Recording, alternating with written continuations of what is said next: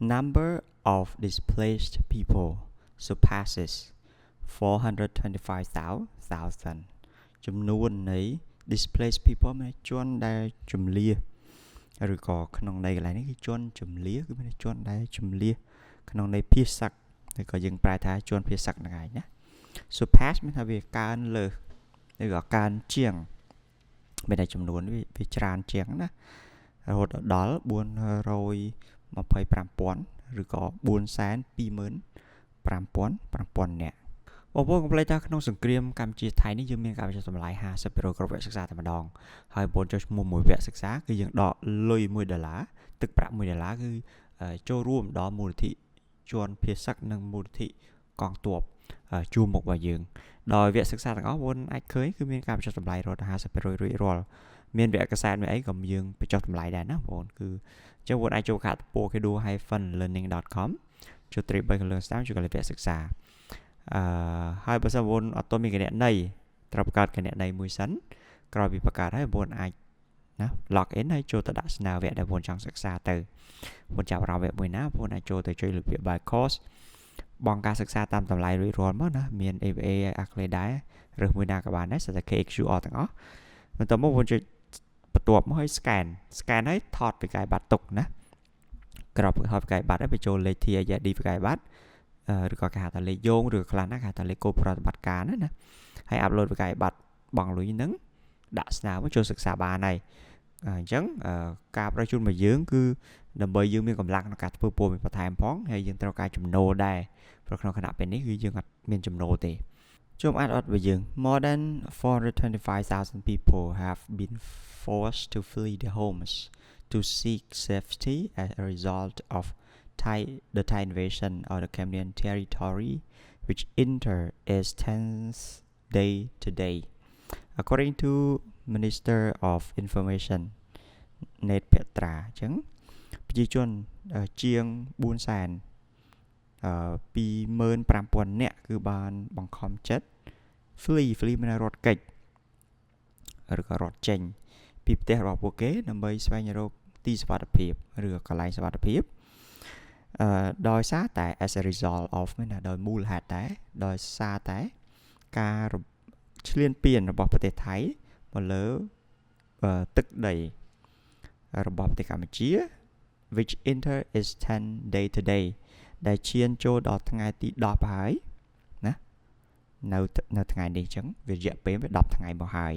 នេះវាយោងតាមរដ្ឋមន្ត្រីក្រសួងព័ត៌មានលោក Ned Petra as of 12:30 p.m. on December 16th there were 127,469 displaced families or 425,453 displaced persons including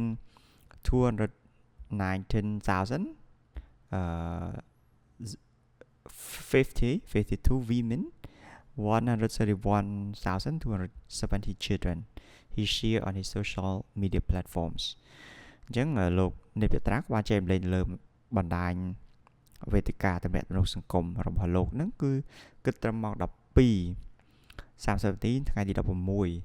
ធ្នូគឺមានគ្រួសារជនភៀសសឹក 127,469 គ្រួសារចំនួនជនភៀសសឹកសរុបនឹង 425,453 នាក់ក្នុងនោះមានស្ត្រី 219,052 នាក់និងកុមារ 131,270 នាក់ According to the Ministry of Interior between 6 p.m. on December 15 and 7 a.m. on December 16, 2025, 15 families were killed and 67 others injured as a result of the Thai military's aggressive and discriminate attacks against Cambodia យោងតាមក្រសួងមហាផ្ទៃគិតចាប់ពីម៉ោង 6 រសៀលឬក៏ម៉ោង 1 ល្ងាចថ្ងៃទី 15 ធ្នូរហូតដល់ម៉ោង 7 ព្រឹក 16 ធ្នូ 2025 នេះគឺមានចំនួនជនស៊ីវិល 15 នាក់បានបាត់បង់ជីវិតឬក៏ស្លាប់ 76 នាក់រងរបួសដោយសារតែការវាយប្រហារដ៏aggressive ដ៏ កំរោលដល់ក៏ក្លឿនឬក៏ដល់ខូខើចឹងក៏បានដែរហើយនឹង indiscriminate មែនណាដែលអត់ indiscriminate មែនណាដែលអត់រើសមុខយ៉ាការវាផាដល់ខូខើនឹងអត់រើសមុខមកលើ